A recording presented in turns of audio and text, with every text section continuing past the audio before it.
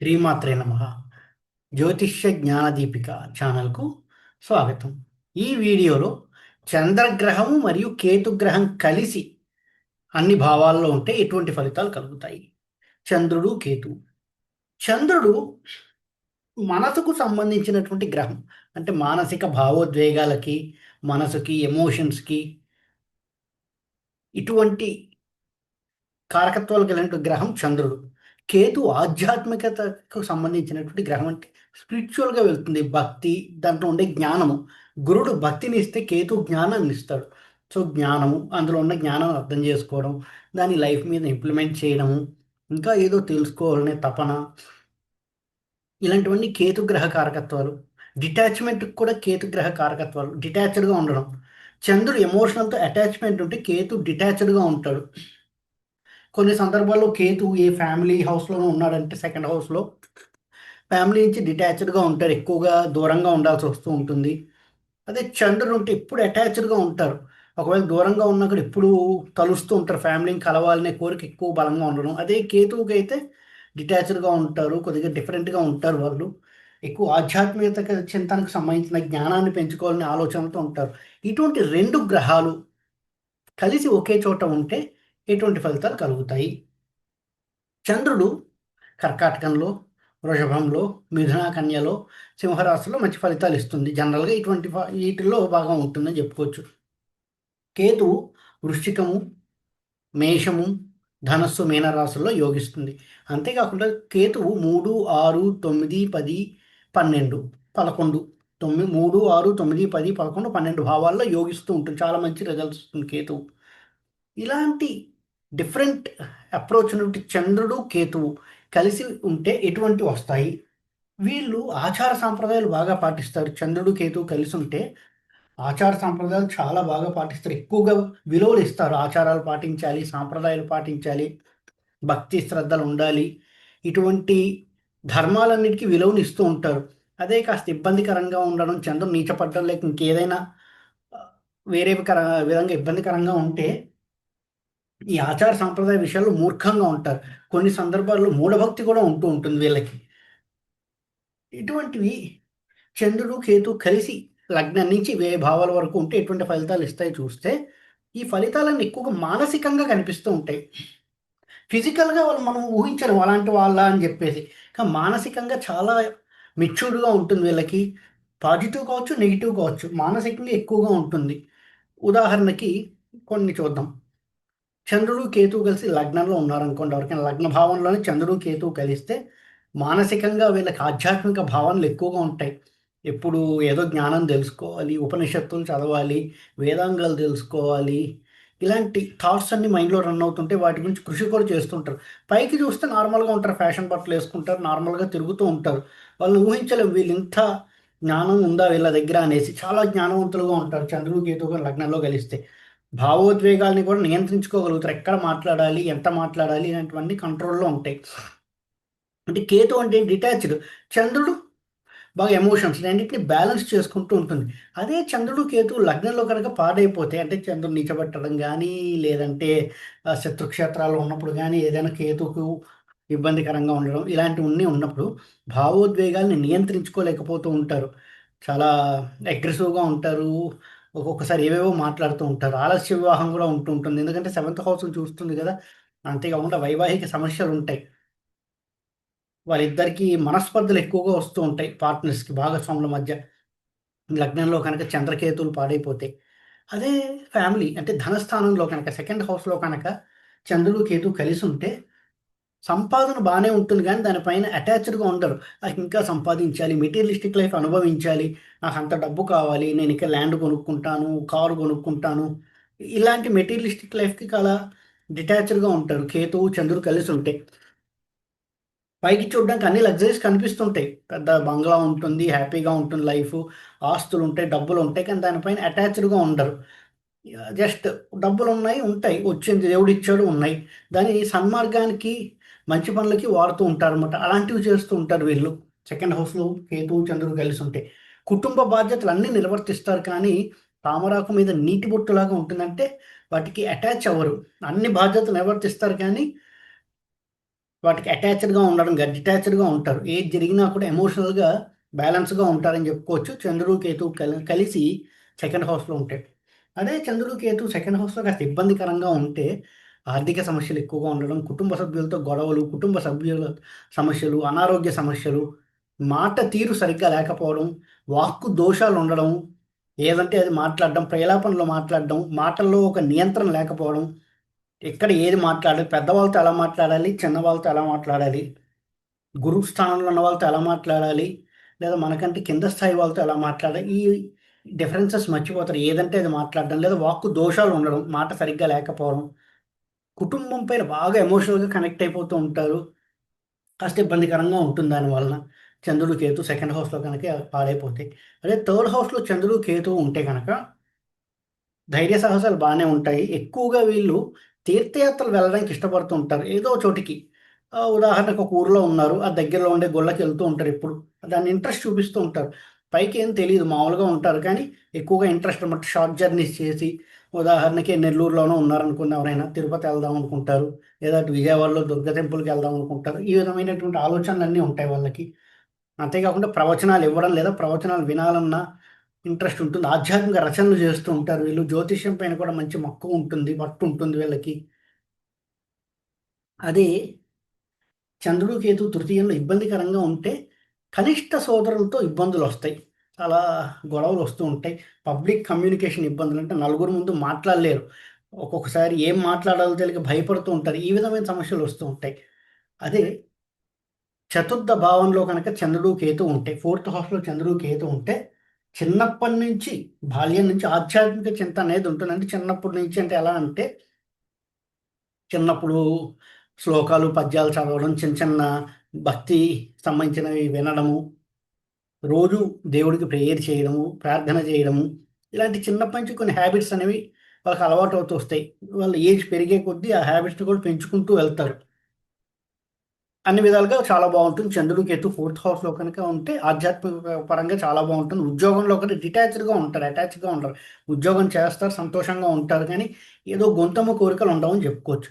అదే పాడైపోతే మాత్రం విద్యలో ఆటంకాలు, తల్లిపై ఎమోషనల్గా కనెక్ట్ అయిపోవడం, తల్లి సౌఖ్యం లేకపోవడం, లేదంటే వాళ్ళకి తల్లి సౌఖ్యం దక్కదు. తల్లి నుంచి దూరంగా ఉండడం, బాగా ఎమోషనల్గా కనెక్ట్ అవ్వడం, ఈ హాస్టల్లోనే ఉండి చదవాల్సి రావచ్చు.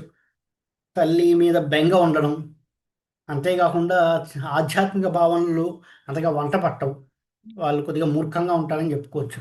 అదే ఐదవ స్థానంలో కనుక చంద్రుడు, కేతువు కలిసి ఉంటే మంచి జ్ఞానవంతులు అవుతారు.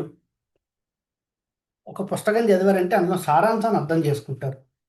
పుస్తకం చదవడం వేరు, దాన్ని అర్థం చేసుకోవడం వేరు. అందులో సారాంశాన్ని చాలా డీప్‌గా అర్థం చేసుకుంటారు. ఫిఫ్త్ హౌస్‌లో కనుక చంద్రుడు, కేతువు ఉంటే మంచి జ్ఞానవంతులుగా ఉంటారు. సంతాన సౌఖ్యం కూడా ఉంటుంది. అంతేకాకుండా జ్యోతిష్యము, వాస్తు, హస్త సాముద్రికం ఇలాంటి అక్కల్ట్ సైన్సెస్ వీటిపైన కూడా ఇంట్రెస్ట్ ఉంటుంది. అవి నేర్చుకునే అవకాశం కొంతవరకు ఉంటుంది. కొంతమంది వేదాలు చదువుతారు. వేదాలు ఇంట్రెస్ట్‌గా చదువుతారు. కొంతమంది పౌరహిత్యం నేర్చుకుంటూ ఉంటారు. ఈ విధంగా వే ఆఫ్ థింకింగ్ అంటే ఇలా ఉంటుంది చంద్రుడు, కేతువు పంచమంలో ఉంటే. అదే చంద్రుడు, కేతువు పంచమంలో పాడైపోతే సంతాన సంబంధిత సమస్యలు, లవ్ ఫెయిల్యూర్స్, తల్లితో గొడవలు ఈ విధంగా ఉంటాయి. ఫిఫ్త్ హౌస్‌లో పాడైపోతే. సిక్స్త్ హౌస్‌లో కనుక చంద్రుడు, కేతు ఉంటే అసలు చంద్రుడికి శత్రువులే ఉండరు. అలాంటి సందర్భంలో సిక్స్త్ హౌస్‌లో చంద్రుడు, కేతువు కలిసి ఉంటే శత్రువులు ఉండరు. అందరితో చాలా బాగా ఉంటారు. న్యూట్రల్‌గా ఉంటారు. డిటాచ్డ్‌గా ఉంటారు. ఎవరితోని ఎక్కువగా అటాచ్‌మెంట్స్ ఉండవు. ఉద్యోగంలో కూడా అందరితో ఒకే ఈ వ్యక్తి చాలా మంచివాడు అనుకునేలాగా ఉంటారు. భావోద్వేగాలు నియంత్రణలో పెట్టుకొని అందరితో మంచిగా మాట్లాడుతూ ఉంటారు. వీళ్ళకి ఎక్కువగా సైకాలజీ లాంటి ఉద్యోగాలు, హోమియో డాక్టర్స్ లేదా 10 మందికి సేవ చేసేటటువంటి ఉద్యోగాలు, మానసిక శాస్త్రం చదవడం, 10 మందికి సేవ చేయాలనే ఉద్యోగాలు, లేదంటే ఉద్యోగం చేస్తూ 10 మందికి సేవ చేస్తుంటారు. కొంతమంది ఉద్యోగంలో ఏంటంటే ఏ సమస్య వచ్చినా వాళ్ళ దగ్గరికి అడిగితే హెల్ప్ చేసేస్తూ ఉంటారు వాళ్ళకి. ఏ టీం వాళ్ళైనా కూడా హెల్ప్ చేస్తుంటారు. ఈ విధంగా ఉంటుంది. చంద్రుడు, కేతువు గనుక సిక్స్త్ హౌస్‌లో కలిసుంటే మానసికంగా చాలా ఉద్యోగంలో ఎదగాలని ఉంటుంది. దాన్ని డిటాచ్డ్‌గా ఉంటారు. ఎంత ఎఫర్ట్ పెట్టాలో అంత పెడతారు. దాని గురించి కోరికలు ఉండవని చెప్పుకోవచ్చు.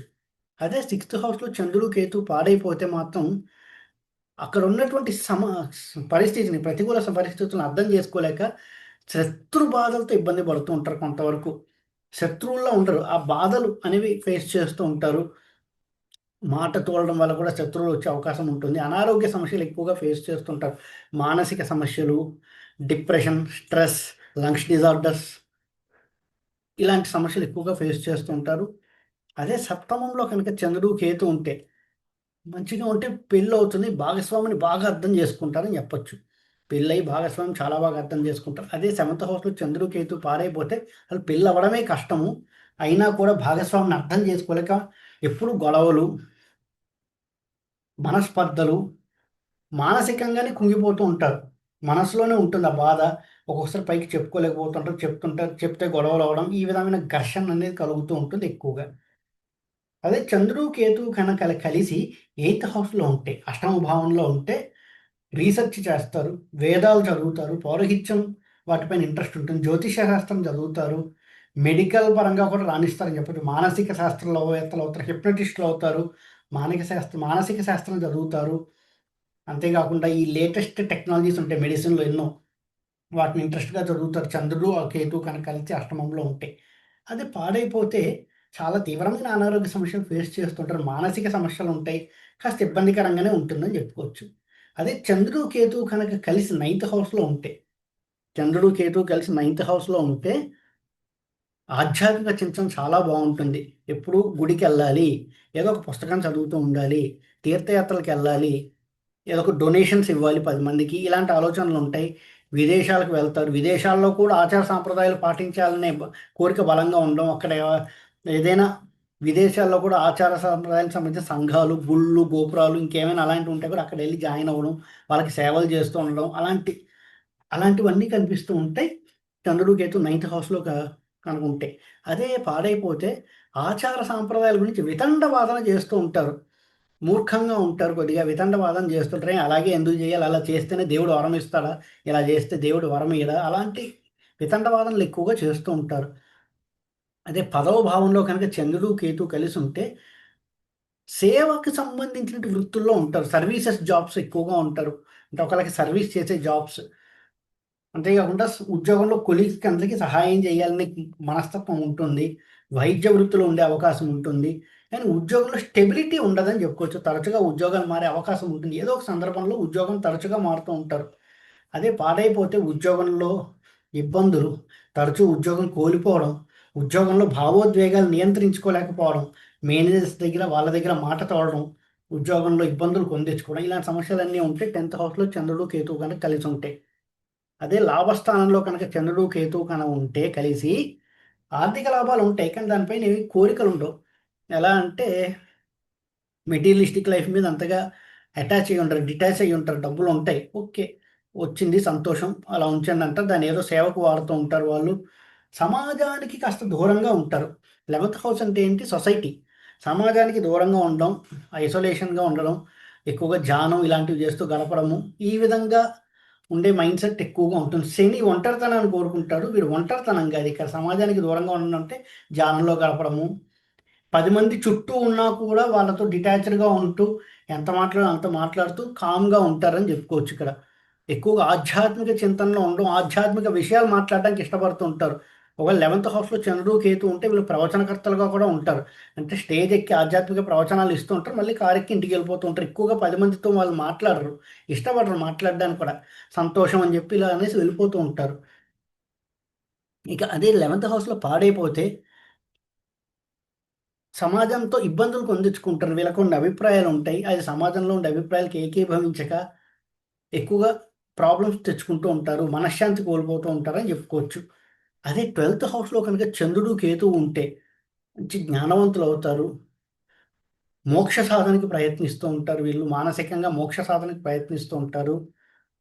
అంతేకాకుండా ఎన్నో పుస్తకాలు చదువుతారు. రీసెర్చ్‌లు చేస్తారు. గుళ్ళకి, గోపురాలకి, పుణ్యక్షేత్రాలకి, తీర్థయాత్రలకి వెళ్తూ ఉంటారు. వైద్య వృత్తి చేపట్టే అవకాశం ఉంటుంది వీళ్ళు. సేవా కార్యక్రమాలు అంటే డొనేషన్స్ లేదా పేదవాళ్ళకి ఏమైనా డొనేట్ చేద్దాము. ఒక చిన్న క్యాంప్ పెట్టి అక్కడ డొనేషన్స్ చేయడం. ఇలాంటి సేవా కార్యక్రమాలన్నీ చేస్తుంటారు. 12థ్ హౌస్‌లో గనుక చంద్రుడు, కేతు బావుంటే.